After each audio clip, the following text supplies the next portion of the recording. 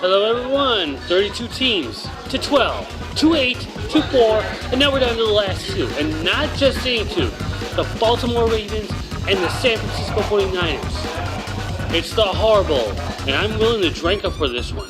So this is the Gambling Grindstone with my Super Bowl pick.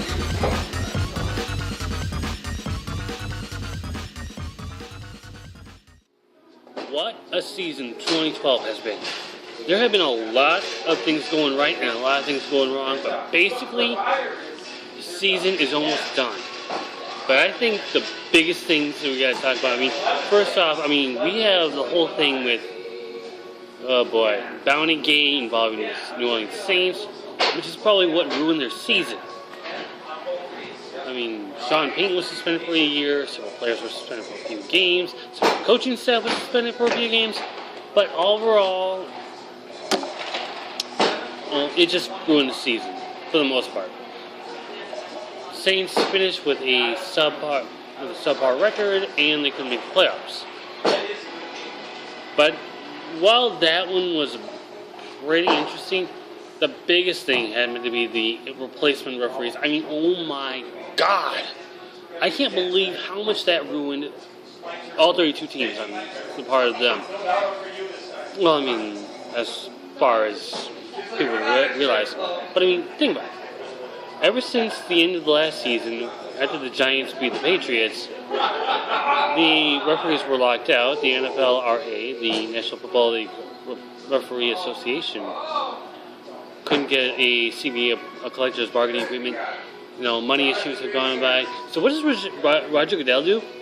He brings in referees from Division III, high school, and tells them, hey, I'll let you work some pro games. Needless to say, it was the worst.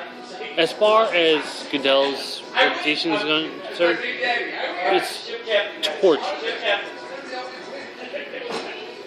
It is tarnished forever.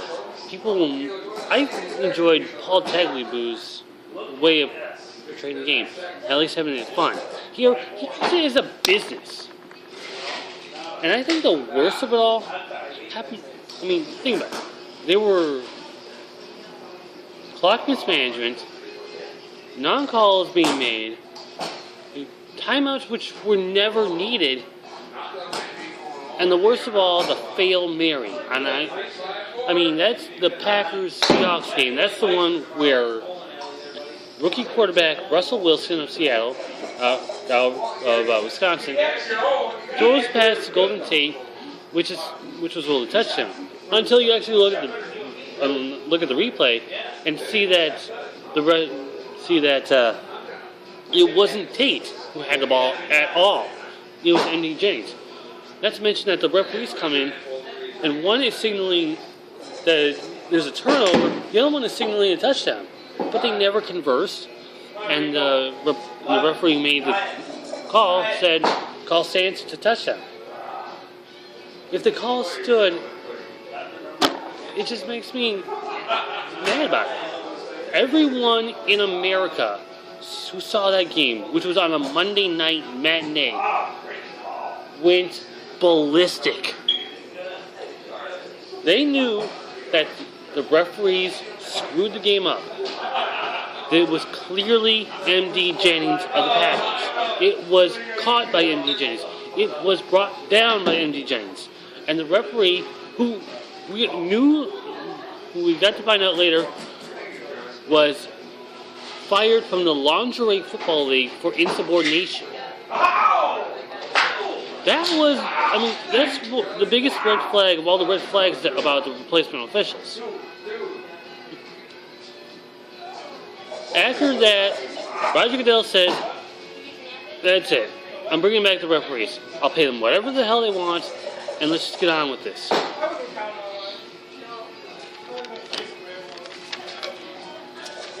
Alright, I'm done ranting, now I'm raving.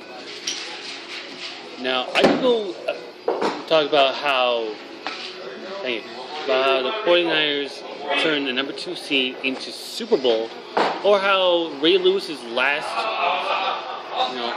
ride, his retirement run, would get them in the Super Bowl. But we'll get to that in a minute. Here are my top 10 plays of 2012.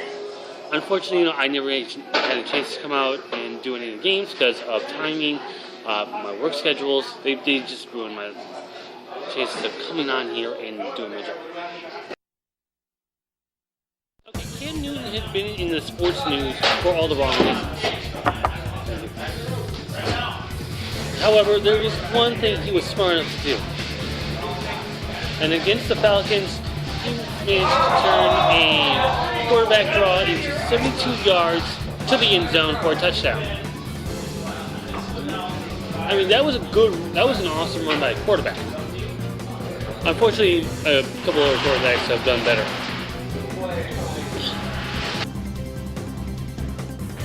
Number 9, and the NFC East battles, they are a godsend. Especially when it comes to the Redskins and the Giants. Nothing could go any better than this one. Especially when you have Victor Cruz outrunning the entire secondary of the Redskins, going 77 yards, and then, of course, if I was standing up, I might do it better. But I mean, the salsa, but it's a victory salsa. Let's go with that one.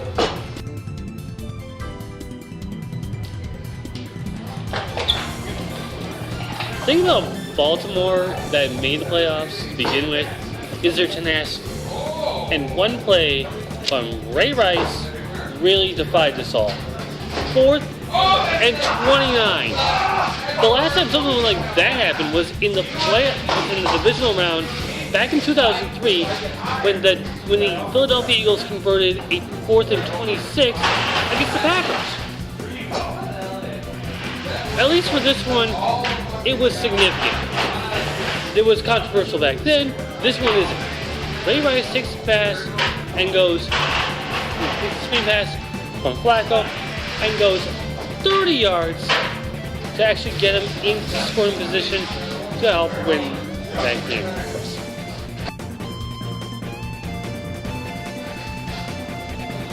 Number 7 and number 6 from the same team. So let's start with that. They're both from the Bucks. And we got Joe Morgan against the Saints, who catches a short pass, catches a pretty deep pass, so he gets turned around. But as he gets turned around, another Saint comes in. And what happens? Head over heels, that thing goes flying. And Morgan goes right into the end zone for a touchdown. They'll help in their game, but they lost. But, that was an awesome effort, nonetheless.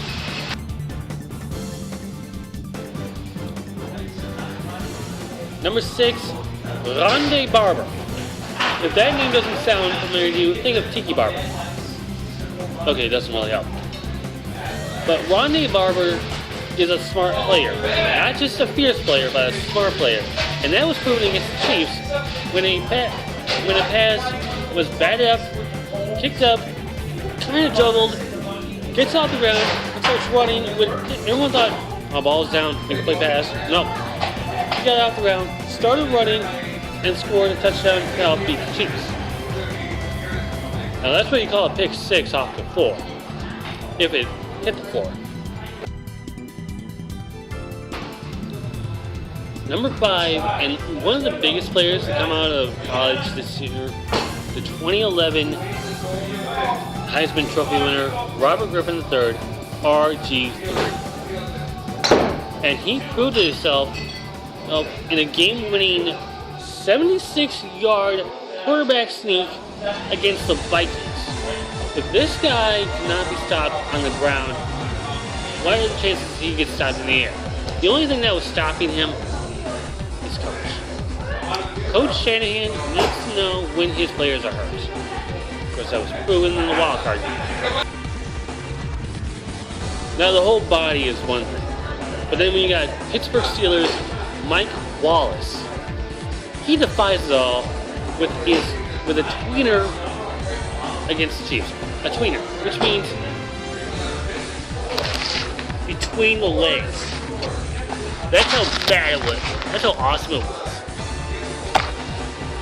Catches a Mike Wallace catches a Roethlisberger touchdown between his legs. It's the tweener which helped the Steelers win.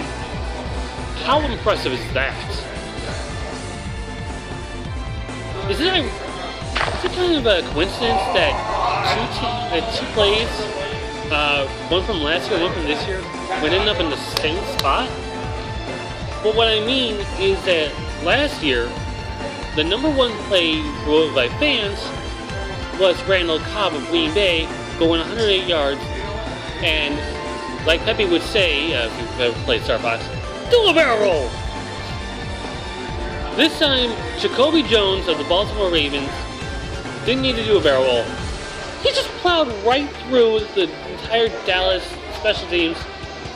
Not one had a chance against him as he went 108 against Dallas. That's incredible. If you can't stop this guy, containing him is almost impossible. Another team, I think the whole suck for luck thing worked out after all. The Indianapolis Colts got into the postseason, and one of those plays having to be in overtime with Vic Ballard getting a good run to the outside, and as it looks like he's going to stop, he contorts his body, twists it, gets over the pylon, and touchdown to seal the game. They had to take a look at the review because, as you know, all scoring plays go upstairs. They looked at it, they determined that he did cross the line even with the ball, and they gave him the touchdown, and the Colts win. Alright, before I reveal number 1, let's recap a little bit. Number 10, Newton going 72. Number 9, Cruz Salsa 77.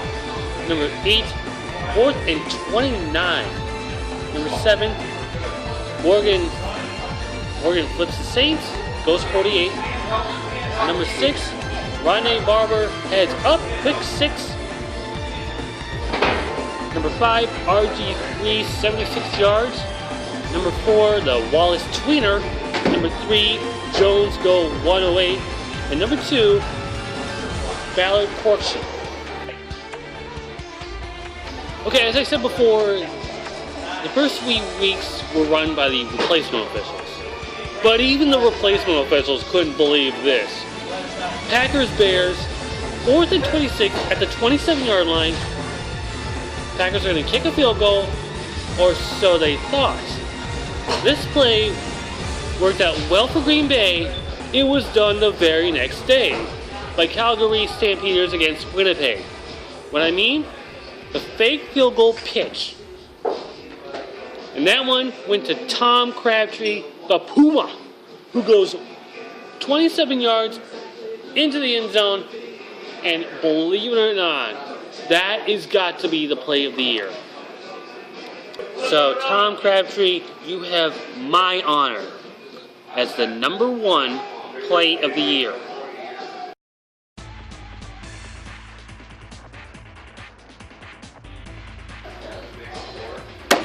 Alright, horrible time.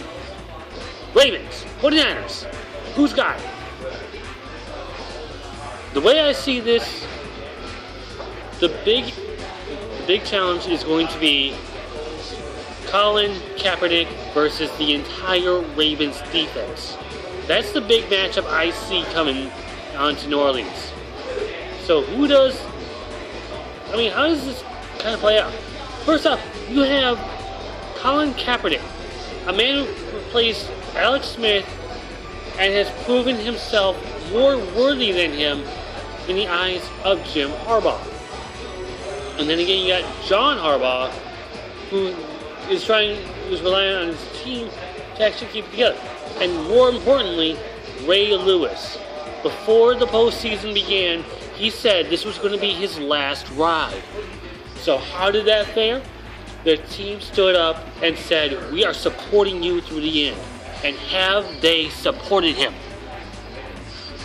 However, the support will only go so far, as Colin Kaepernick will lead the team to victory. I don't care which coach actually wins, One will relish in victory, the other will sympathize in defeat. And the way it's going to go, 1 point. That is the difference here. I am going to go with the 49ers defeating the Baltimore Ravens 24-23 in the Mercedes Superdome.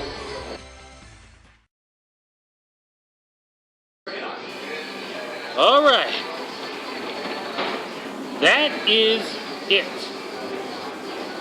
Until another chance where I get to be online, this is the Gambling Grindstone. And I'll see you next year.